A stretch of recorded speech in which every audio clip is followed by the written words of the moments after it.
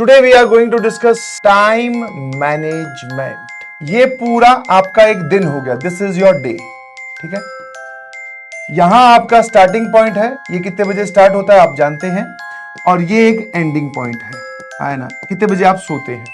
अगर मैं बात करूं स्टार्ट, समझ पा रहे हो कि नहीं समझ पा रहे हो? स्टार्ट आप कितने बजे से करेंगे? तो जितने भी बजे आप उठते हैं, लेट से कोई बोलेगा मैं 6 बजे, कोई बोलेगा 7 बजे, कोई बोलेगा 8:45 बजे क्लास स्टार्ट होती है तो मैं तो 8:30 बजे उठता हूं। ठीक है, जो भी आपका स्टार्ट है। ठीक है, उससे पहले आप एक बफर टाइम लेके चलते हो सुबह की प्रक्रिया के लिए। उसके बाद में सर क्लासेस चलती हैं हमारी टिल 4। ठीक है, मैं 4 बजे तक इसको लेके चल रहा हूं। ठीक है, आए ना, क्या मेरी बात समझ में आई? क्लास चलती है हमारी 4 बजे तक। अब उसके बाद वाला जो ये वाला पार्ट है, ठीक है, this is the important part, या फिर बोलते हैं सर रिमेनिंग डे। इस रिमेनिंग डे को आपको यूटिलाइज करना है प्रॉपरली। टाइम मैनेजमेंट बेसिकली है क्या? तुम जो सोचते हो वो टाइम मैनेजमेंट नहीं है, वो टाइम अलॉटमेंट है। समझ पा रहे हो जो आप सोचते हो? हाँ, कि सर मैं 4 बजे क्लास खत्म होगी, 4:15 तक इंटरवल या ब्रेक लूंगा, उसके बाद 4:15 बजे से लेकर 5:15 बजे तक मैं मैथ्स का काम करूंगा।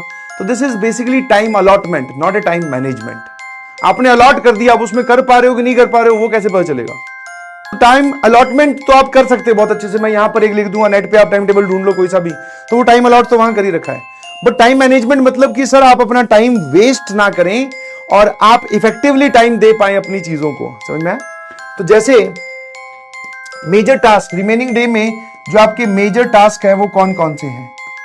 सर मेजर टास्क मैं पर सब्जेक्ट लिख रहा हूं, जैसे नोट्स कंप्लीशन प्लस लेक्चर की रिवीजन। ठीक है, फिर डीपीपी बोल दीजिए या फिर आप प्रैक्टिस क्वेश्चन बोल दीजिए, है ना? ठीक है, या फिर आप बोल सकते हो उसके बाद में मॉड्यूल या फिर पीवाईक्यूज या फिर मॉड्यूल, यही है। समझ गए? यस और नो? अब आपको क्या करना है, जितने भी आपके गोल हैं डेली बेसिस पे आपको अपने गोल लिखने हैं। जैसे डेली बेसिस का काम है ये, क्योंकि ये आप ऐसा नहीं फिक्स टाइम अलॉट नहीं कर सकते कि मैथ्स में रोज 1 घंटे पढ़ूंगा। क्यों भाई? हो सकता है मैथ्स वाले सर ने आज कोई होमवर्क दिया ही नहीं, तो आपका काम जो है वो आधे घंटे में होगा, तो तुम क्या आधे घंटे एक्स्ट्रा कॉपी लिए बैठे रहोगे? तो आंसर इज सर नो।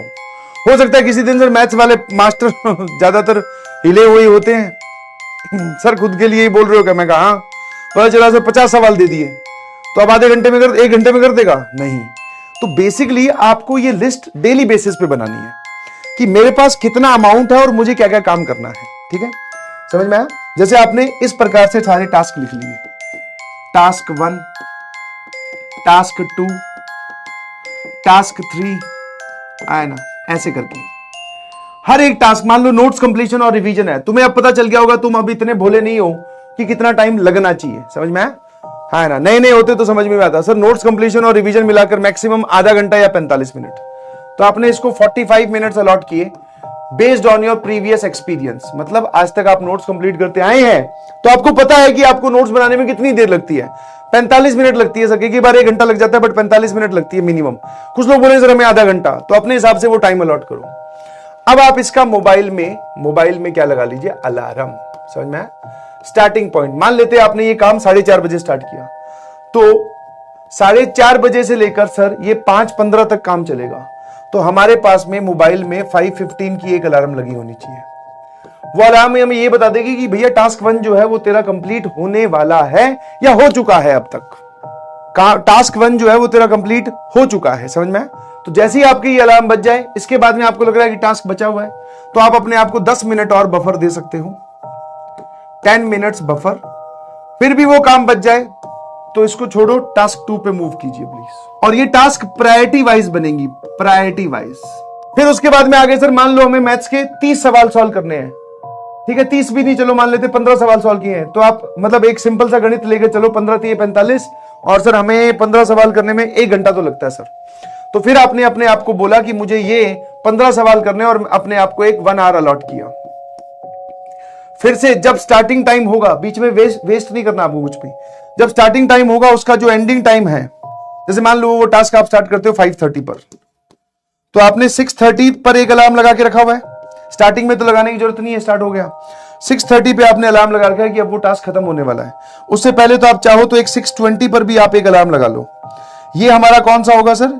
ये हमारा अलार्मिंग अलार्म होगा। अलार्मिंग अलार्म कौन सा होता है सर? जो हमें बताने वाला है कि भाई साहब आपने जो टास्क स्टार्ट किया था वो अभी 1 घंटे में खत्म होने वाला है, मतलब 10 मिनट बाद में खत्म हो जाएगा। क्या आप 15 क्वेश्चन कर पाए, या अब अभी आप 8 सवालों पे ही हो, तो स्पीड पकड़िए, तेज कीजिए। 6:30 बजे इस टास्क को छोड़ दो, मूव कीजिए दूसरे टास्क पर, है ना? ठीक है। और ये जो आपकी ये जो लिस्ट है, इसी को ही टुडेज गोल बोला जाता है, इसी को ही बोला जाता है कि आज आप क्या करने वाले हो। दिस इज टुडेज गोल की लिस्ट। ठीक है। जो जो काम आपके कंप्लीट होते जाएं, टिक लगाते जाइएगा प्लीज।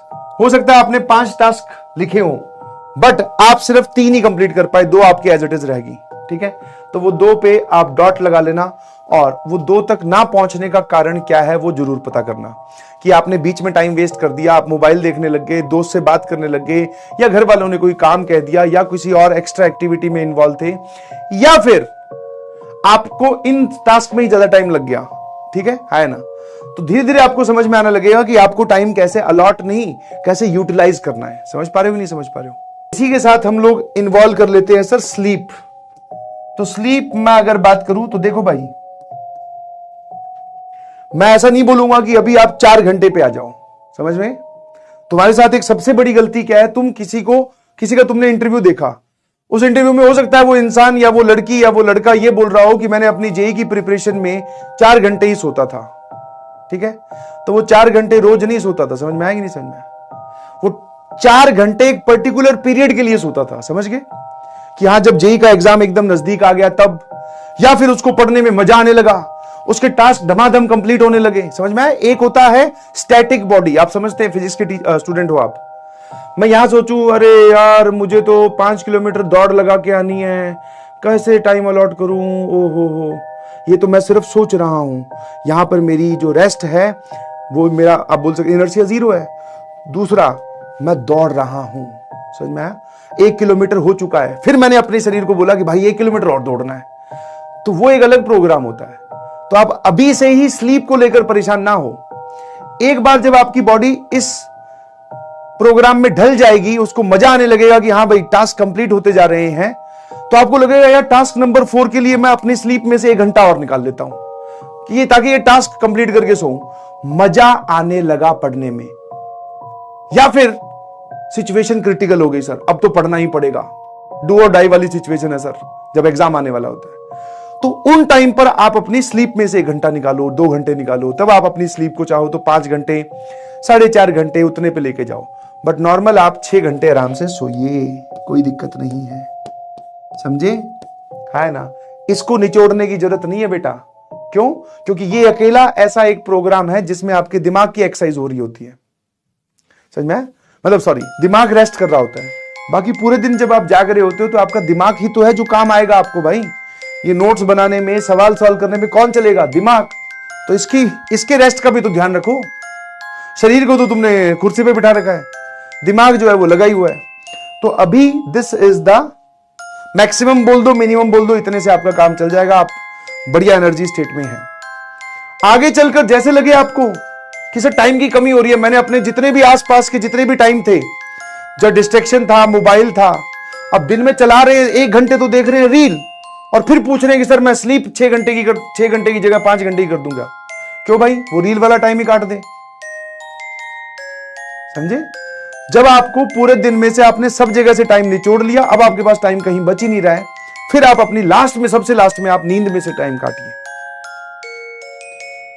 हम किसी और की बात सुनकर इंस्पायर और मोटिवेट तो बहुत जल्दी होते हैं। बोले तो 4 घंटे सोने से मेरे ख्याल से, है ना, जेई में सिलेक्शन होता है। 4 घंटे सोएगा ना, है ना, और रात आते आते दिमाग को ये नहीं पता चलेगा कि 2+2 कितने होते हैं, है ना? ठीक है। तो प्लीज बी वेरी कॉन्शियस कि आप क्या कर रहे हैं। हाँ, इसमें आप इस पूरे प्रोग्राम में आप अपने 1 महीने 2 महीने बिताओ, उसके बाद में तुम अपने आप इस 6 को 5 पे ले जाओगे अपने आप, मेरे बोले बगैर। यही तरीका है, यही तरीका है। आप अगर ये टाइम नहीं अलॉट करोगे तो आपका मन हो सकता है 15 सवालों को 2 घंटे तक लिए बैठा रहे। समझ गए कि नहीं समझे? और वो हमारे पास में है नहीं सर।